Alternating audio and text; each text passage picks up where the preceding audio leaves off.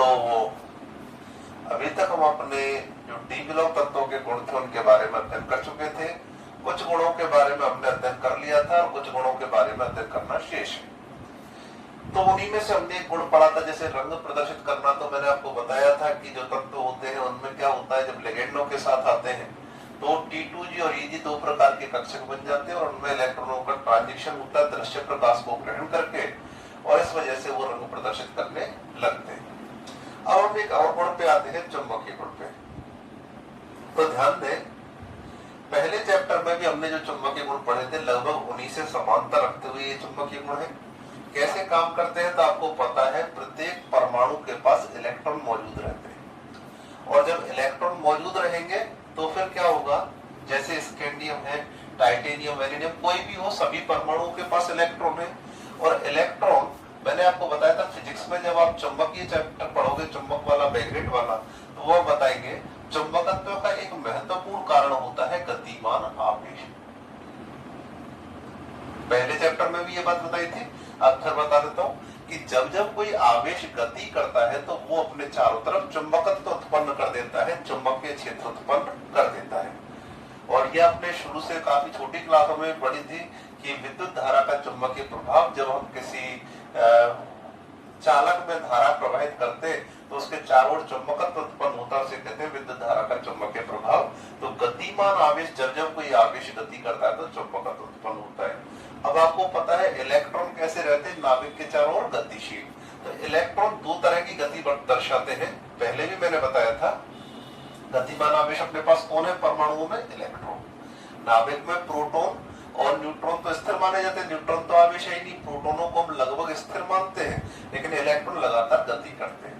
गति दो तरह की होती है, कैसी, एक तो क्या होता है अपने अक्ष पर ही घूमते हैं, इस तरह से चलते, देखिए ये घूम रहा है अपने अक्ष पर और इस तरह से गोले के अंदर भी गति करता रहता है। तो इसको हम देख सकते हैं, कक्षा की भी गति हो रही है और अपने अक्ष पर भी इलेक्ट्रॉन घूमता है।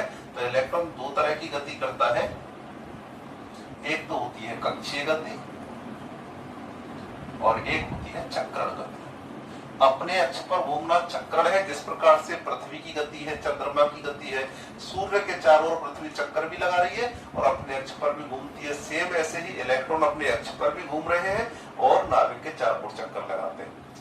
अब देखिए, जैसे पृथ्वी सूर्य के चारों ओर लगभग 365 यानी एक पूरे वर्ष में चक्कर लगाती है, अपने अक्ष पर 30 दिन के अंदर ही चक्कर लगा लेती है। तो इसका मतलब ये हुआ कि जो कक्षाओं में लगाई जाने वाली गति है, पूरी गति, वो बहुत देर में होती है और चक्रण गति जो होती है वो बहुत ही तेज होती है। चक्रण में तो केवल अपने अक्ष पर घूमना है, कक्ष में पूरे नाभिक के चारों ओर चक्कर लगाने।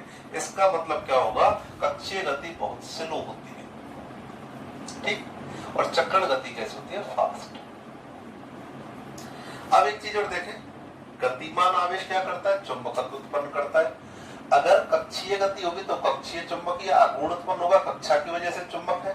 और अगर चक्रण गति होगी तो चक्रण गति की वजह से चक्रण चुंबकीय आघूर्ण। जो चुंबक की ताकत है, चुंबक ने कितना चुंबकत्व उत्पन्न किया है, उसे हम चुंबकीय आघूर्ण के द्वारा व्यक्त करते हैं। तो इसके चुंबकीय आघूर्ण को हम म्यू से व्यक्त करेंगे। कक्षीय, कक्षीय का मतलब ऑर्बिटल होता है, तो इसको मैंने O लिख दिया और चक्रण को S लिख दिया, U S, ठीक।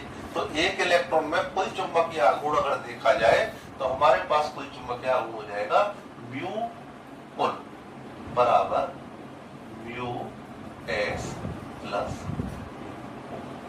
क्लियर है? तो इस प्रकार से हमारे पास कुल चुंबकीय आघूर्ण आ गया, यानी चुंबक, एक इलेक्ट्रॉन जो होता है इतनी ताकत दिखाता है कुल के बराबर। चुंबकीय आघूर्ण को हम, इकाई होती है इसकी बोर मैग्नेटॉन, तो वो सब तो बात की बात है, फिलहाल हम इस पे चर्चा करें। अब मैंने बताया कि कक्षीय गति चक्रण गति की तुलना में बहुत ही ज्यादा स्लो होती है, और जब स्लो होगी तो इसका चुंबकीय आघूर्ण भी कैसा आएगा, बिल्कुल नगण्य आएगा। तो हम लोग जो होते हैं ऑर्बिटल के चुंबकीय आघूर्ण को, इसे क्या मान लेते हैं, नगण्य मान लेते हैं। तो कुल चुंबकीय आघूर्ण किसके बराबर होता है, चक्रण चुंबकीय आघूर्ण के बराबर। म्यू कुल बराबर किसके माना जाता है, म्यू एस के। कारण है म्यू जीरो को हमने नगण्य मान लिया। तो ये देखें,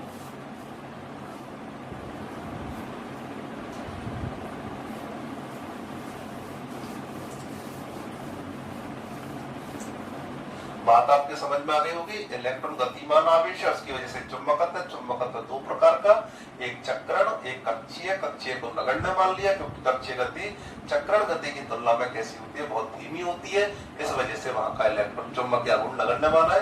दूसरा एक कारण और बताते हैं, जो कक्षीय गति में होती है इलेक्ट्रॉनों की, वो वातावरण से बहुत प्रभावित होती है। वातावरण कभी उसको कम करता है, ज्यादा करता है, इस वजह से भी इसको क्या माना जाता है, नगण्य।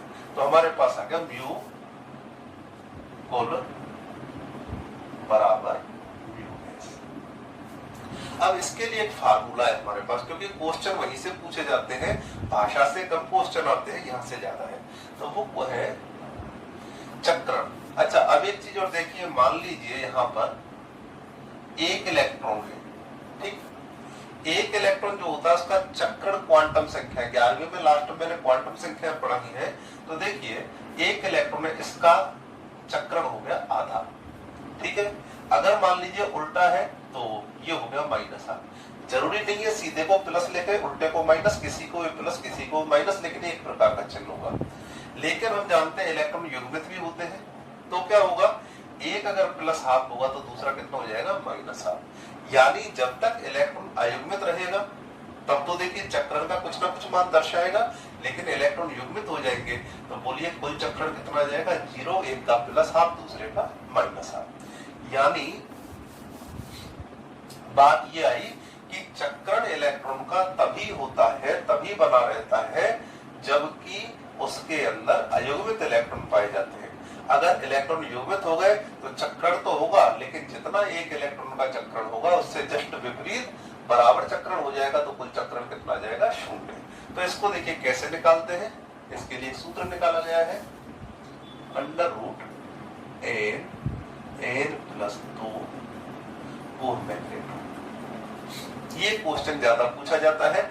एक तो डायरेक्ट सूत्र पूछ सकता है कि जो ठोस पदार्थ होते हैं या कोई भी पदार्थ होता है उनका चुंबकीय आघूर्ण ज्ञात करने का सूत्र लिखिए, तो आपको ये सूत्र लिखना पड़ता है।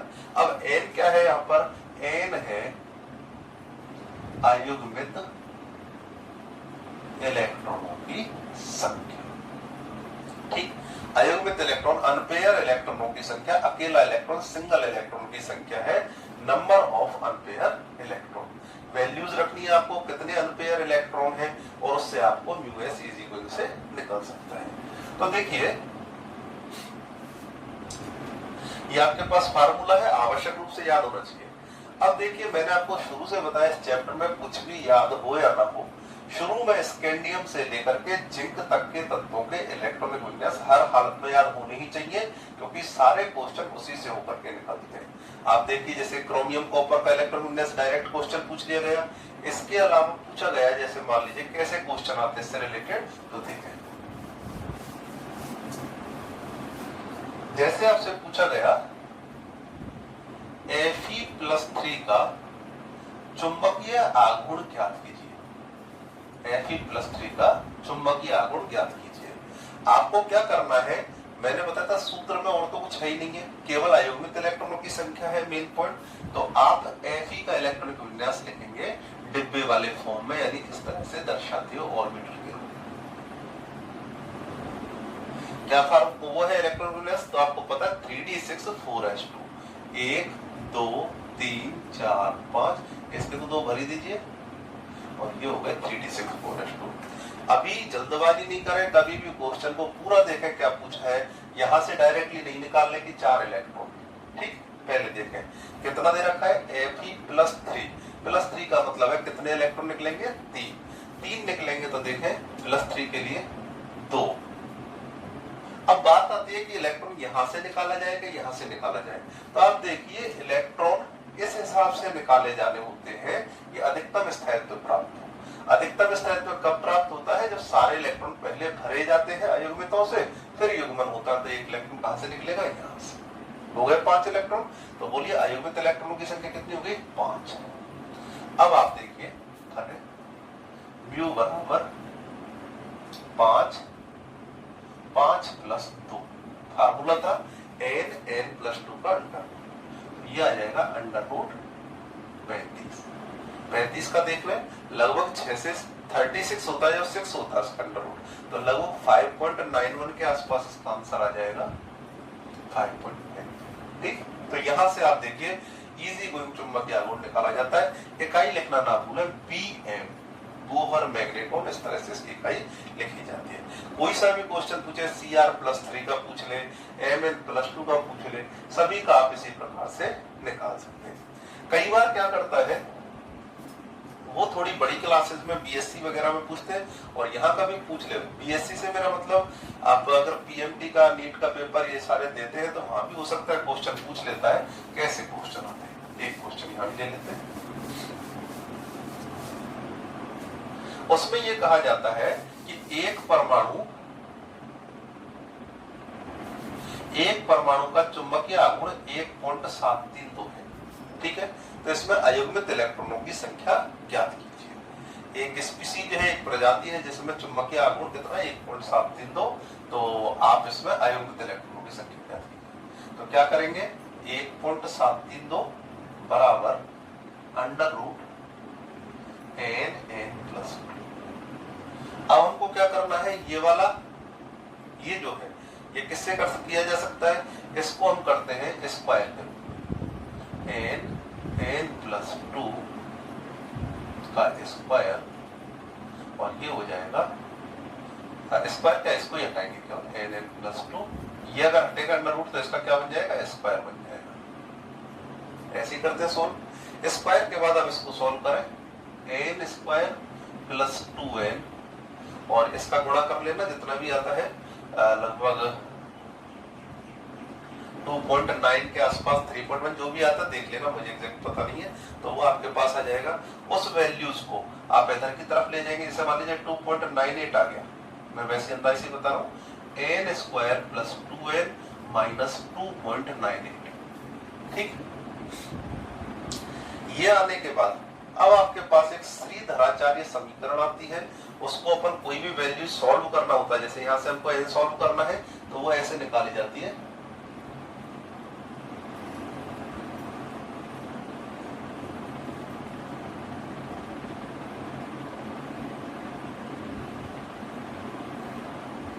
शायद इस तरह से है, कुछ एग्जैक्टली मुझे भी ध्यान नहीं है, लेकिन इसी से आप निकाल सकते हैं। शायद ये है श्रीधराचार्य समीकरण। तो आप यहाँ पे b की जगह ये वाली वैल्यू रखेंगे, a की जगह n² के आगे कितना है 1, b की जगह कितना है 2, c की जगह कितना है 2.98। तो आप जब इस वैल्यू को रखेंगे तो आपके पास ये n की वैल्यू आ जाती है, तो इससे आप n की संख्या निकाल सकते हैं।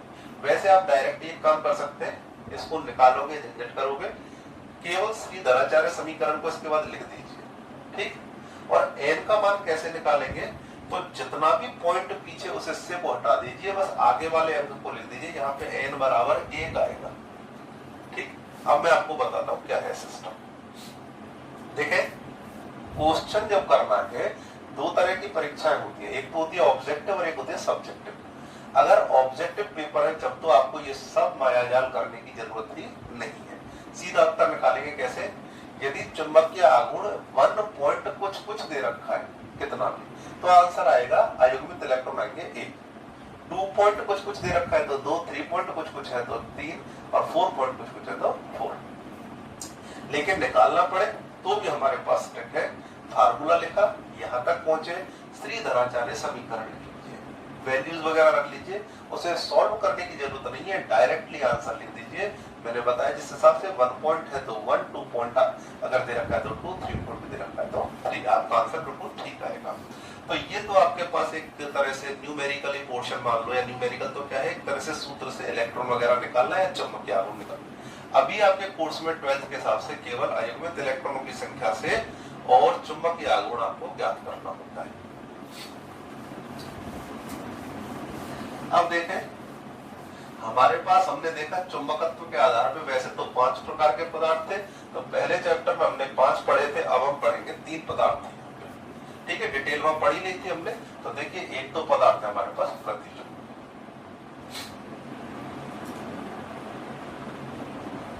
प्रतिचुंबकीय पदार्थों को हम डायामैग्नेटिक पदार्थ कहते हैं, डायामैग्नेटिक सब्सटेंसेस कहते हैं। ये पदार्थ क्या होते हैं, प्रति का मतलब होता है विरोध, तो जो चुंबकीय क्षेत्र में प्रतिकर्षित होते हैं, चुंबकीय, यहाँ पे हमने पदार्थ रख दिया, चुंबकीय बल रेखा जानी चाहिए थी सीधी, लेकिन इसको देख करके प्रतिकर्षण महसूस कर रही है।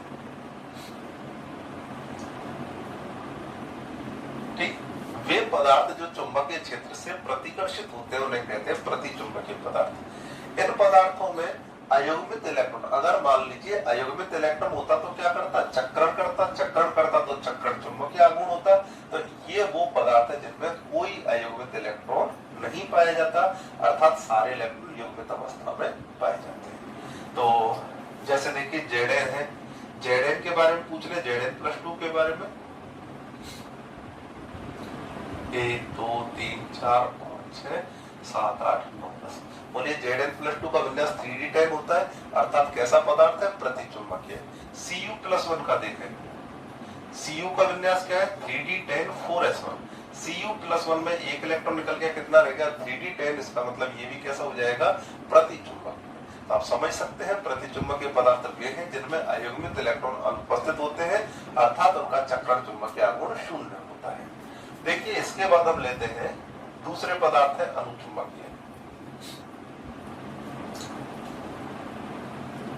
अनुचुंबकीय, ये कौन से पदार्थ होंगे अनुचुंबकीय, तो ये वो पदार्थ है जो चुंबकीय क्षेत्र के प्रति क्या होते हैं, आकर्षित होते हैं। रेखा सीधी जानी चाहिए लेकिन आकर्षण हो रहा है, ठीक है, अपनी तरफ खींच लिया, तो ये चुंबकीय क्षेत्र से आकर्षित होते हैं, उन्हें क्या कहते हैं, अनुचुंबकीय पदार्थ। और चुंबकत्व कब आएगा, ये आकर्षण कब होगा, जब उसमें चुंबक का गुण होगा। चुंबक का गुण कब होगा, जब इलेक्ट्रॉन अयुग्मित होंगे। तो अनुचुंबकीय पदार्थ वे पदार्थ हैं जिनमें अयुग्मित इलेक्ट्रॉन पाए जाते हैं, जिसके कारण इनमें चक्रण चुंबकत्व उत्पन्न होता है और ये चुंबकीय क्षेत्र के प्रति आकर्षण दर्शाते हैं। लेकिन ये आकर्षण क्या है, बहुत ही दुर्बल प्रकार का होता है, अर्थात हम अगर इस चुंबक को हटा लेंगे तो इनका चुंबकत्व खत्म हो जाएगा। कैसे, मैंने पहले भी समझाया था। अभी मान लीजिए इस समय चुंबक रखा है, उस समय अगर मैं एक आलपिन इस पदार्थ के पास लेके आता हूं तो इस पदार्थ से चिपक जाती है, लेकिन जैसे ही चुंबक को हटा देंगे वैसे ही अगर आप आलपिन को अब अगर यहाँ पे देख के आओगे तो ये इसको नहीं अगर हम चुंबकीय क्षेत्र की उपस्थिति में आलपिन को लेके आते हैं तब तो ये इससे चिपक जाती है आलपिन, और अगर इस चुंबकीय क्षेत्रों को हटा देते हैं तो आलपिन इससे नहीं चिपकते। इसका मतलब चुंबकीय क्षेत्र हटाते ही इसका चुंबकत्व समाप्त हो जाता है। दूसरी बात, ताप का प्रभाव इस पर पड़ता है। यदि हम इसको गर्म कर दें इस पदार्थ को तो इसमें से चुंबकत्व समाप्त होने लगता है, अर्थात यह अनुचुंबकत्व ताप के व्युत्क्रमानुपाती होता है। ताप बढ़ाएंगे तो चुंबकीय गुण खत्म होते हैं। और तीसरा, हमने ये सब चूंकि डिटेल में पढ़ लिया इसलिए मैं इसको ज्यादा वो नहीं ले रहा हूं। तीसरा देखें,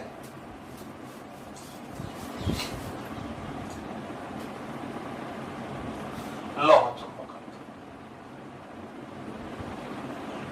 अनुचुंबकत्व को बता रखा है पैरामैग्नेटिज्म कहते हैं, और लौह चुंबकत्व जो है इसे कहते हैं फेरोमैग्नेटिज्म। ये क्या है, तो देखिए अभी तक हमने ये देखा जो एक तरह से प्रतिचुंबकीय और अनुचुंबकीय में हम ये कह रहे थे यदि एक परमाणु के पास अयुग्मित इलेक्ट्रॉन है तब तो वो कैसा है, चुंबकीय यानी अनुचुंबकीय, और यदि इलेक्ट्रॉन युग्मित प्रकार के हैं सभी इलेक्ट्रॉन तो वो कैसा हो जाएगा, प्रतिचुंबकीय। यानी अनुचुंबकीय और प्रतिचुंबकीय में केवल एक परमाणु की बात होती है, अकेले परमाणु की।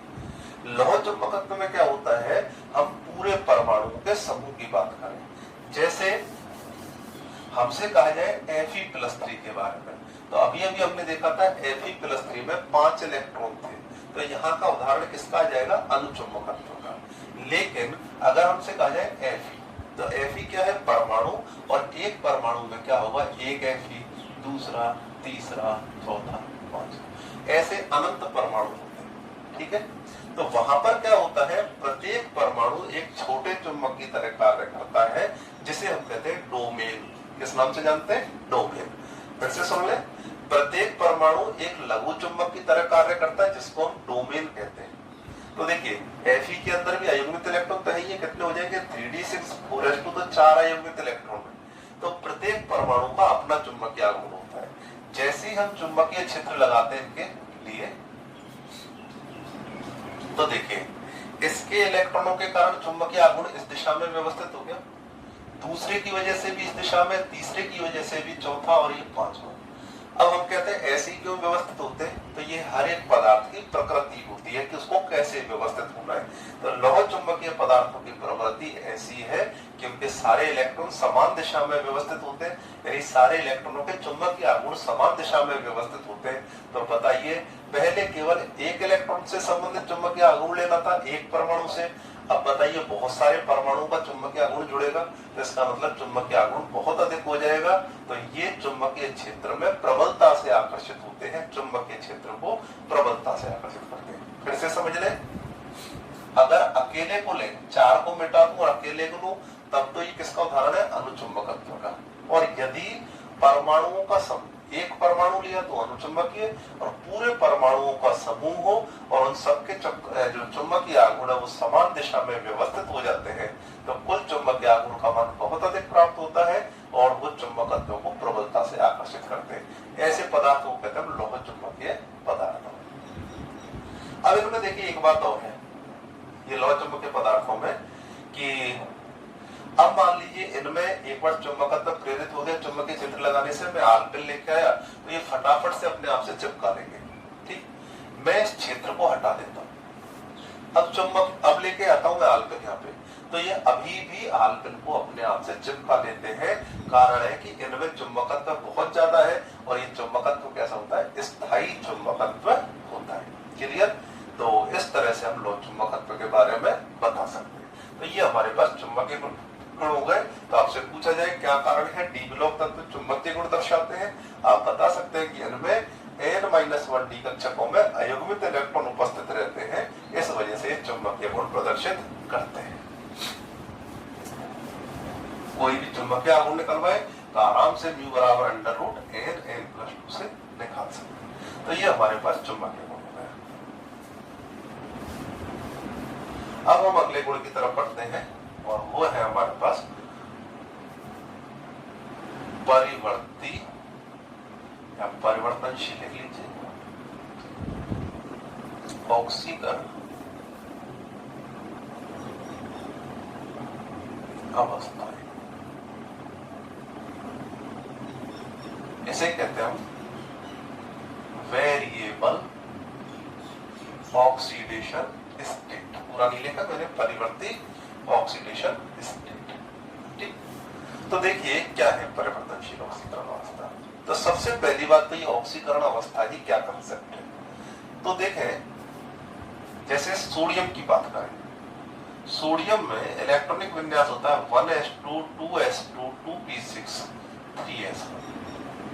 तो हर एक परमाणु क्या चाहता है कि उसका कैसे भी करके अष्टक पूरा हो जाए, तो वो अपनी क्रियाओं में या तो इलेक्ट्रॉनों को दान करता है, या इलेक्ट्रॉनों को ग्रहण करता है, या फिर इलेक्ट्रॉनों का साझा कर लेता है। तो जितने भी इलेक्ट्रॉन उसके द्वारा दान किए जाते हैं, ग्रहण किए जाते हैं या फिर साझा किए जाते हैं, उसे ही उस परमाणु की ऑक्सीकरण अवस्था कहते हैं। सामान्यतः यह माना जाता है कि जो बाहरी कक्षा में इलेक्ट्रॉन है वही दान दिए जा सकते हैं, या बाहरी कक्षा में ही इलेक्ट्रॉन ग्रहण किए जा सकते हैं। देखिए यहाँ पर अगर मान लीजिए ये अपना एक इलेक्ट्रॉन त्याग देता है, तो बोलिए इसका अष्टक पूरा हो जाएगा कि नहीं होगा। और कौन सी कक्षा का इलेक्ट्रॉन गया है, बाहरी कक्षा का गया है, इसलिए इसको हम संयोजी कक्षा भी कहते हैं। संयोजी यानी जिसे संयोजन करना हो, तो ये संयोजी या वैलेंसी सेल के नाम से जाना जाता है। तो यहाँ से एक इलेक्ट्रॉन गया, तो इसने इलेक्ट्रॉन त्यागा है, इसलिए इसकी ऑक्सीकरण अवस्था क्या हो जाएगी, +1+1। ठीक है, तो ऑक्सीकरण अवस्था त्यागे गए या ग्रहण किए गए अथवा साझा किए गए इलेक्ट्रॉनों की संख्या होती है, और ये सामान्यतः बाहरी कक्षा से त्यागे जाते हैं। अब देखिए, लेकिन डी ब्लॉक में हमने शब्द देखा है परिवर्तनशील ऑक्सीकरण अवस्थाएं। तो परिवर्तनशील का मतलब ये होता है कि यदि कोई तत्व एक से अधिक प्रकार की ऑक्सीकरण अवस्थाएं प्रदर्शित करता है, जैसे एक तत्व +2 भी कर रहा है, +3 भी। Fe के बारे में आपने सुना होगा, Fe +2 भी करता है, +3। ये फेरस है, ये क्या है, फेरिक। इसका मतलब ये हुआ कि ये कैसी ऑक्सीकरण अवस्था है, परिवर्तनशील ऑक्सीकरण अवस्था है। तो आप देखिए, इसी प्रकार से जो डी ब्लॉक के तत्व है, लगभग सभी तत्व परिवर्तनशील ऑक्सीकरण अवस्थाएं प्रदर्शित करते हैं। पहले देख लेते हैं कैसे करते हैं। तो देखें, स्कैंडियम, टाइटेनियम, वैनेडियम, क्रोमियम,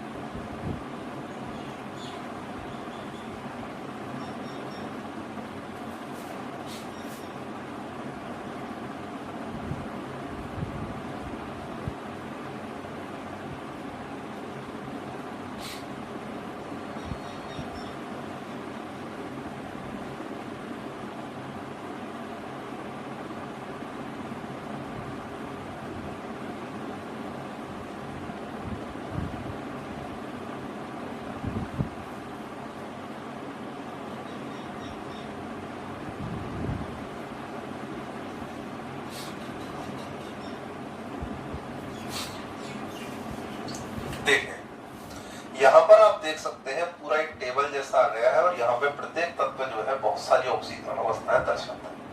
तो अब बात आती है कि इसमें क्या सिस्टम है, जबकि यहाँ का विन्यास भी देख लेते हैं। टॉपिक आपको पता ही लग गया, परिवर्तनशील ऑक्सीकरण अवस्था है। तो देखते हैं क्या सिस्टम। बात यह है कि डी ब्लॉक तत्वों का हम सामान्य इलेक्ट्रॉनिक विन्यास देखें, n-1 D 1 से 10 ANS 1 से 2, यही था विन्यास। बाहरी कक्षा इन तत्वों के लिए देख लें विशेष रूप से 3D 1 से 10 और 4S, यही है विन्यास। तो सामान्य तो नियम से क्या होना चाहिए, 1 to 2। नियम तो ये कहता है कि केवल बाहरी कक्षा के इलेक्ट्रॉन जाते हैं, तो इस हिसाब से बाहरी कक्षा के 2 इलेक्ट्रॉन चले जाते, एक चला जाता तो ऑक्सीकरण अवस्थाएं केवल कितनी आनी चाहिए थी, +1 या +2 ही आनी चाहिए थी। क्रोमियम कॉपर में +1 आ जाती और सब में +2 हो जाती। लेकिन यहाँ पर सिस्टम अलग है डी ब्लॉक में। डी ब्लॉक में असल में होता यह है कि जो NS कक्षक और N-1 डी कक्षक है, इनकी ऊर्जाएं लगभग कैसी होती है, समान। और जब दोनों की ऊर्जाएं समान होंगी तो दोनों के इलेक्ट्रॉन ही रासायनिक क्रियाओं में बंध बनाने में प्रयुक्त हो सकते हैं। फिर से समझ लीजिए, हम लोगों ने ऑक्सीकरण अवस्था किसे कहा, बंध बनाने के लिए जितने इलेक्ट्रॉन त्यागे जाए या ग्रहण किए जाए अथवा सह संयोजन जिनका किया जाए, संयोजन किया जाए, तो उन्हें कहते हैं, उन इलेक्ट्रॉनों की संख्या को हम कहते हैं ऑक्सीकरण अवस्था। यहाँ पे मैं ये कह रहा हूँ कि सामान्यतः बाहरी कक्षा के इलेक्ट्रॉन जाते हैं, तो 4s में या तो एक इलेक्ट्रॉन जाना चाहिए या 2 चाहिए, तो संयोजकता या तो +1 होती है +2, लेकिन यहाँ बहुत सारी संयोजकता है। इसका मतलब ये हुआ कि NS और N-1 डी दोनों कक्षकों की ऊर्जा लगभग कैसी होती है, समान। तो इलेक्ट्रॉन इसके भी काम में आते हैं और इलेक्ट्रॉन इसके भी काम में आते हैं। तो पहले इसके 2 इलेक्ट्रॉन निकल जाएंगे, उसके बाद धीरे धीरे करके इसमें से इलेक्ट्रॉन निकलेंगे। तो बताइए संयोजकताओं के मान बहुत सारे हो जाएंगे कि नहीं होंगे। तो डी ब्लॉक तत्व परिवर्तनशील ऑक्सीकरण अवस्था या बहुत अधिक ऑक्सीकरण अवस्था दर्शाते हैं, क्योंकि इनके NS और N-1 डी कक्षकों की ऊर्जाओं के मान समान होते हैं। अतः बंध बनाने के लिए NS के साथ साथ N-1 डी कक्षकों के इलेक्ट्रॉन भी प्रयुक्त हो जाते हैं। अब देखें कैसे प्रयुक्त होते हैं। जैसे स्कैंडियम पूछा जाता है कि स्कैंडियम देखिए केवल एक दर्शा रहा है, +3 ही क्यों दर्शाता है। तो स्कैंडियम का विन्यास हमने इस तरह से लिखा, ये हो गया 4s, ये 3D है, ये 4s। ठीक, 4s कक्षक नाभिक से दूर होता है, इसलिए इसके दोनों इलेक्ट्रॉन बेहद आसानी से निकल जाते हैं युग्मित होने के बावजूद। सामान्यतः एक एक करके इलेक्ट्रॉन निकलते हैं, लेकिन इसके दोनों इलेक्ट्रॉन नाभिक से काफी दूर है, इस वजह से तुलनाकृत आकर्षण कम रहता है, तो ये इलेक्ट्रॉन आसानी से निकल जाते हैं। तो 2 इलेक्ट्रॉन तो निकलेंगे। इलेक्ट्रॉन रह गया 3D के अंदर। अगर मान लीजिए ये इलेक्ट्रॉन भी निकल जाए, तो बोलिए इससे आगे की कक्षा जो है वो 3p6 आ जाएगी कि नहीं आएगी। भाई इससे आगे पूरी भरी होगी 3D से पहले, तो वो विन्यास रहेगा 3s2 3p6, इससे पहले जो भरा होगा। तो चूंकि इससे एक इलेक्ट्रॉन तुरंत निकलने से हमको अष्टक का विन्यास प्राप्त हो रहा है, तो बोलिए ये इलेक्ट्रॉन भी संग की संग निकल जाएगा कि नहीं निकलेगा। तो देखिए स्कैंडियम में जैसे ही 2 इलेक्ट्रॉन निकलते हैं, वैसे ही तीसरा इलेक्ट्रॉन भी संग की संग निकल जाता है, साथ के साथ निकल जाता है, क्योंकि इससे हमको स्थायी अष्टक विन्यास की प्राप्ति होती है।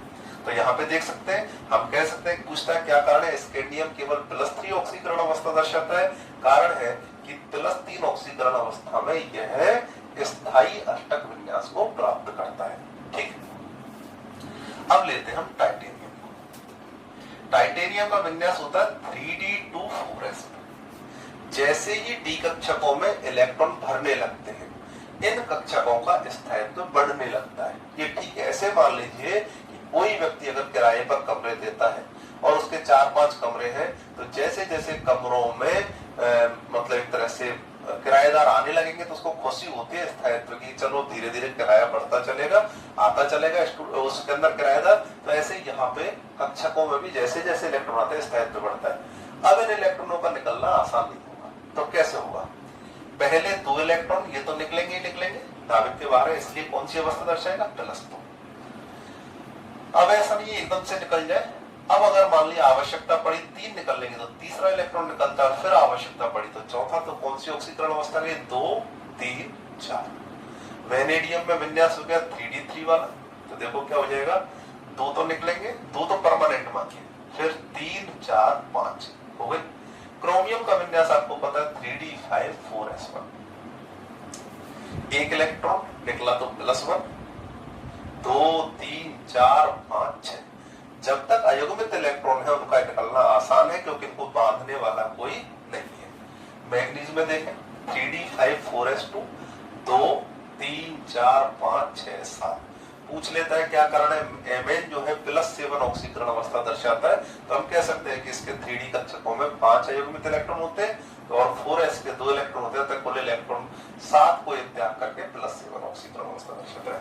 अब आ गया Fe, क्या विन्यास है 3d6।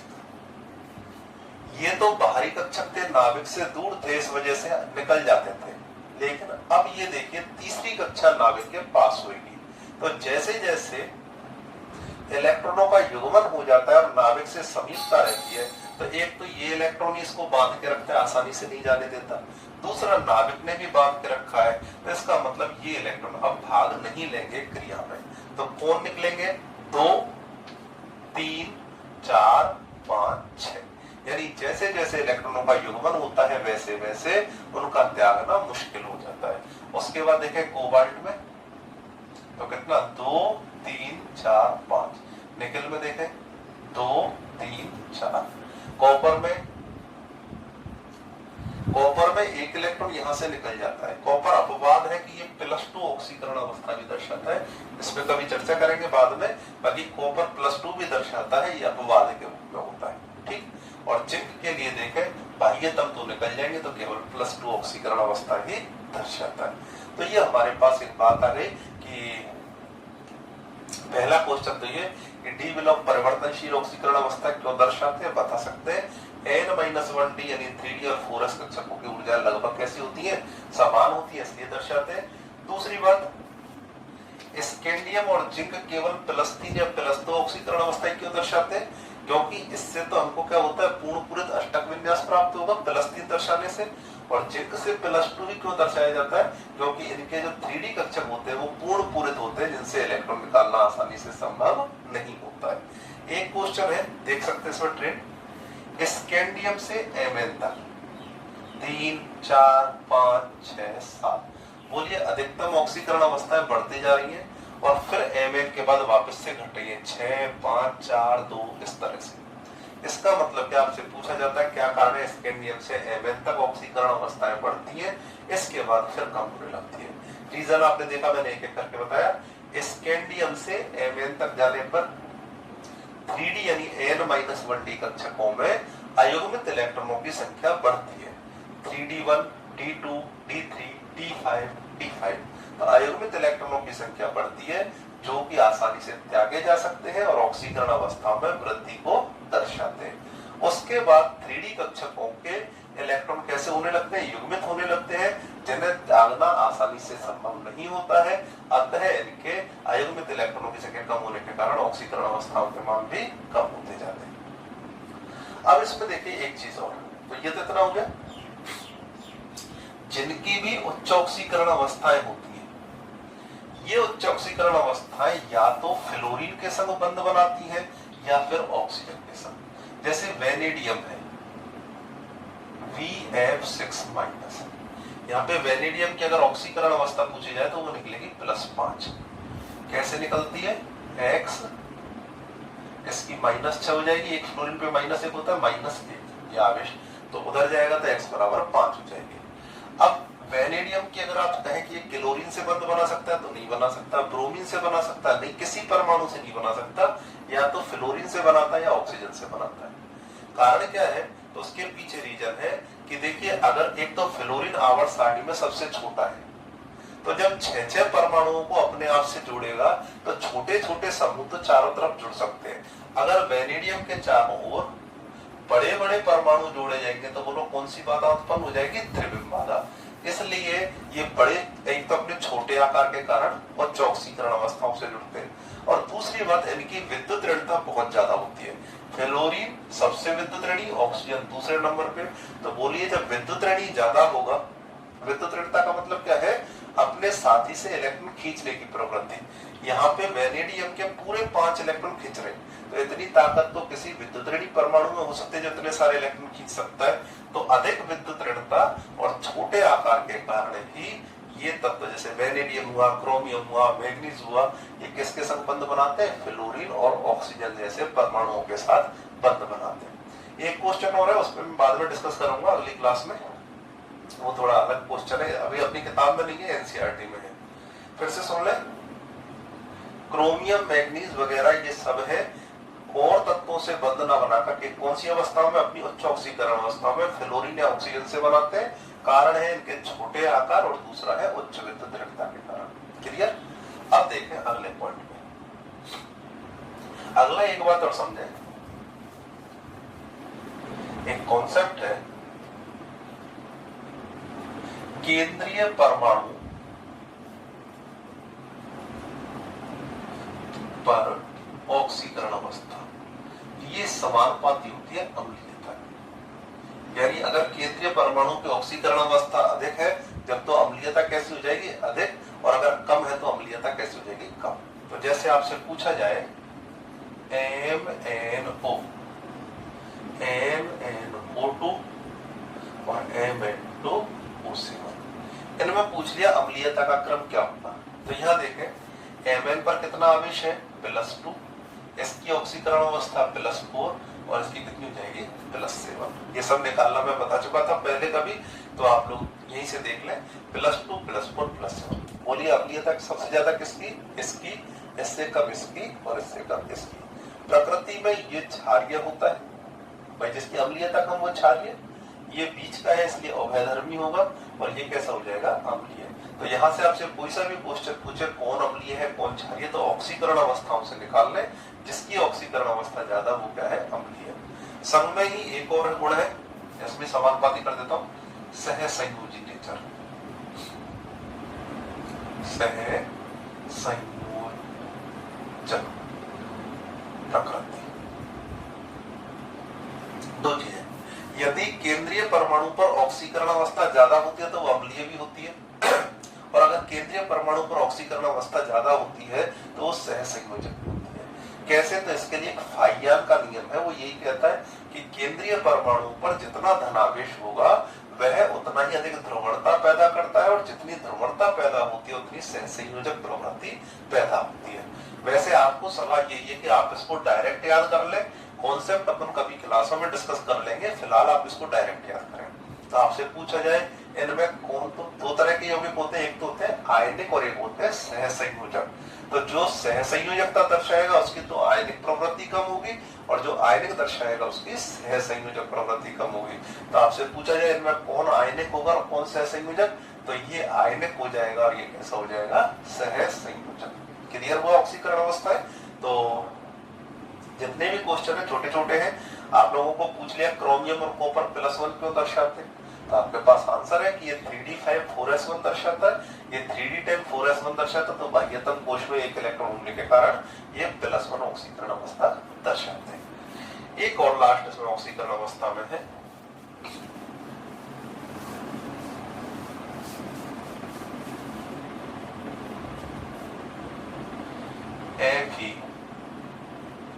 FeCO का होल 5,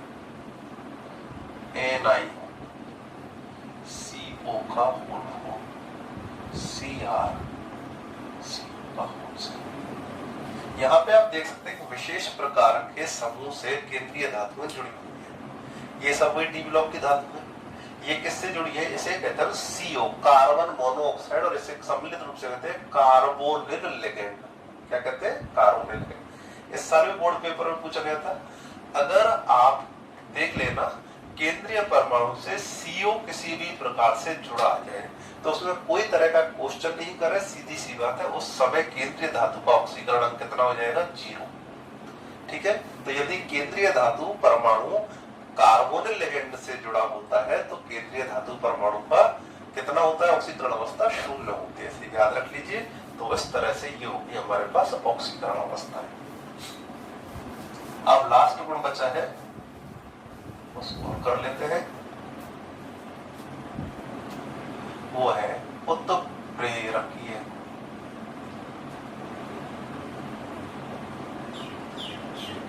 इसे कहते हैं कैटालिटिक नेचर। इससे सिंपल क्वेश्चन ये आता है कि क्या कारण है डी ब्लॉक तत्व उत्प्रेरक की तरह कार्य करते हैं। देखें कैसे। CH2 डबल बॉन्ड CH2 इसे कहते हैं एथीन। इसका जब हाइड्रोजनीकरण कराते हैं यानी हाइड्रोजन से क्रिया कराते हैं तो कौन से उत्प्रेरक की उपस्थिति में होते हैं? निकेल। और ये बन गया CH3CH3। ये वनस्पति तेल का सूत्र है। इसमें हाइड्रोजन देते हैं, हाइड्रोजन गैस प्रोवाइड करते हैं निकेल की उपस्थिति में, तो ये वनस्पति घी बन जाता है। या फिर इसको हम एथीन का हाइड्रोजनीकरण भी कह सकते हैं। एथीन की हाइड्रोजन से क्रिया किसकी उपस्थिति में होती है? निकेल। कौन से विलौप का है? डी का। N2 plus 3H2 Fe plus MO, इससे बनते हैं अमोनिया। कौन से विलौप का है? डी विलौप का आयरन Fe। तो आप देखेंगे मतलब जब आप पढ़ेंगे धीरे धीरे इस क्लास में तो अधिकतर क्रियाओं में जितनी भी रासायनिक क्रियाएं होती है उनमें ज्यादातर उत्प्रेरक क्या होते हैं? कौन से विलौप होते हैं? डी विलौप के। अब बात आती है उत्प्रेरक क्या होते हैं, तो ये वो पदार्थ है जो कि अभिक्रिया के वेग में क्या कर देते हैं? वृद्धि कर देते हैं, उन्हें कहते हैं उत्प्रेरक। ठीक, तो ये सब अभिक्रिया के वेग में वृद्धि करने वाले। तो अब पूछा ये जाता है कि क्या कारण है डी ब्लॉक के तत्व ही उत्प्रेरक की तरह कार्य लिए जाते हैं, इनका क्यों उपयोग किया जाता है? तो देखें उत्प्रेरक की आवश्यकता पड़ी क्यों, यहां से बात समझ में आएगी। ये तो इससे क्रिया नहीं करना चाहता, ये इससे नहीं करना चाहता। क्यों नहीं करना चाहते? कि सबका अपना अपना अहंकार है एक तरह से। इसके इनके अहंकार, हमारे अंदर तो अहंकार है और इनके अहंकार को कहते हैं हम एक तरह से सक्रियण ऊर्जा स्तर। ये कहता है जब तक मेरी सक्रियण ऊर्जा इतनी है, इस पहाड़ के बराबर है, ये और ये जब तक इस पहाड़ को पार नहीं कर लेते हैं तब तक ये आपस में क्रिया नहीं कर सकते। समझ गए? तो प्रत्येक परमाणु की, प्रत्येक अणु की एक निश्चित सक्रियण ऊर्जा होती है। इस सक्रियण ऊर्जा के स्तर को पार करने के बाद ही वे आपस में रिएक्शन कर सकते हैं। उत्प्रेरक क्या करता है? इनके अहंकार को कम करता है, यानी इनकी सक्रिय ऊर्जा के पहाड़ को छोटा कर देता है। बोलिए पहले पार करना क्या था? मुश्किल था, अब पार करना आसान होता है। तो उत्प्रेरक की ये भूमिका होती है। लेकिन उत्प्रेरक कार्य जब करेगा जबकि ये इससे बात करेंगे, यानी अगर ये दोनों इसकी तरफ देख ही नहीं रहे तो बोलिए इनकी क्रिया कभी हो सकती है? नहीं हो सकती। तो उत्प्रेरक वो पदार्थ है जो अभिकारकों से जुड़ेगा और जुड़कर के इनके अहंकार यानी सक्रिय ऊर्जा को कम कर देगा। सक्रिय ऊर्जा मतलब एक्टिवेशन एनर्जी, और जब ये सक्रिय ऊर्जा कम होगी तो रिएक्शन आसानी से हो जाएगी। डी ब्लॉक तत्वों में आपने देखा कि 3D कक्षकों में पर्याप्त मात्रा में अयुग्मित इलेक्ट्रॉन होते हैं। बोलो होते कि नहीं होते? 3D1 है, 3D2, 3D3, 3D4, तो काफी सारे अयुग्मित इलेक्ट्रॉन होते हैं। और बंध भी हमेशा कौन बनाते हैं? अयुग्मित इलेक्ट्रॉन। एक बना सकता है, 2, 3, 4, 5, बहुत सारे बंध बन सकते हैं। तो ध्यान देना, यदि ये दोनों निकेल से बंध बना लेंगे आसानी से, तब तो निकेल क्या करेगा? इनका काम करेगा, इनकी सक्रिय ऊर्जा को कम करेगा। और अगर निकेल से कोई क्रिया ही नहीं कर पाएंगे तो निकेल इनका कोई काम नहीं कर पाएगा। तो उत्प्रेरक से अभिकारकों का बंध बनना जरूरी है।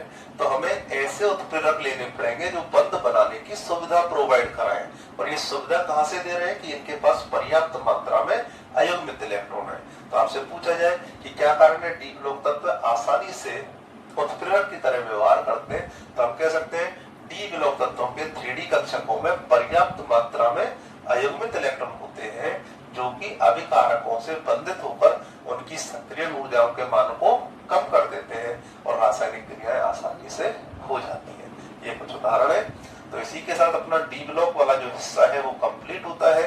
बिल्कुल छोटा सा चैप्टर है, आप प्रत्येक टॉपिक को अच्छे से अच्छे ढंग से कर सकते हैं। मैं हल्का सा रिवीजन इसका ले लेता हूँ। तो देखिए अच्छे से ध्यान से सुनना एक एक बात को। वे तत्व जिनमें अंतिम इलेक्ट्रॉन n-1d कक्षकों में प्रवेश करते हैं डी ब्लॉक तत्व कहलाते हैं।